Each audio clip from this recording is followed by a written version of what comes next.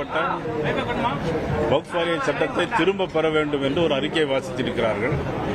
அதற்கு பாரதிய ஜனதா கட்சியினுடைய சட்டமன்ற உறுப்பினர்கள் நான் உட்பட திருமதி வானதி சீனிவாசன், மாண்புமிகு அண்ணன் திரு எம்.ஆர். காந்தி அவர்கள் நாங்கள் இன்னைக்கு அதை எதிர்ப்பு தெரிவித்து வெளிநடப்பு பண்ணியிருக்கோம். ஏன் அப்படின்னாக்கி ஏற்கனவே இந்த சட்டம் பாராளுமன்றத்தில் கொண்டு வரப்பட்டு பிறகு அது பாராளுமன்றத்தில் கூட்டுக்குழுவுக்கு அனுப்பப்பட்டு அதிலே பல திருத்தங்கள் செய்யப்பட்டு 14 கோரிக்கைகள் அதில் ஏற்கப்பட்டு பிறகு அந்த சட்டம் நேற்று நிறைவேறியிருக்கிறது.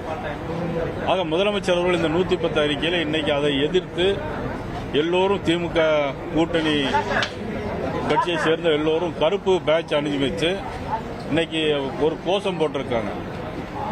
ஆனால் சட்டமன்றத்தை பொதுக்கூட்ட மேடையில் போடுறத போராட்டம் பண்றது எதிர்கட்சி வழக்கமாக பண்ணுவாங்க. ஆனால் சட்டமன்றத்தையே இன்னைக்கு போராட்டமாக மாற்றிருக்கிறது நம்ம முதலமைச்சர் அவர்கள் மாற்றிருக்கிறாங்க. உண்மை இதெல்லாம் ஒரு வருத்தத்துக்குரியது. மத்திய அரசு எந்த திட்டம் கொண்டு வந்தாலும் அதை எதிர்த்து ஒரு தீர்மானம் நிறைவேற்றும். அது தாய்மொழி கல்வியில் படிக்கணும்னு சொல்றாங்க, அது இந்தி திணிப்பு அப்படின்னு சொல்றாங்க.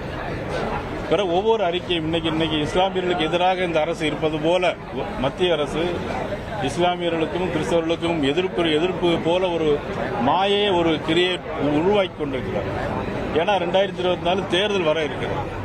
இந்த தேர்தல் காலத்தில் இப்படி ஒரு ஏற்கனவே 10 ஆண்டு காலம் மத்திய அமைச்சர்கள் பாரத நரேந்திர மோடி அவர்கள் இந்த 10 ஆண்டு காலத்தில் ஒரு இஸ்லாமியர்களுக்காவது எங்கேயும் ஒரு எதிர்ப்பு ஒரு குறை ஏற்பட்டால் அது சொல்லலாம்.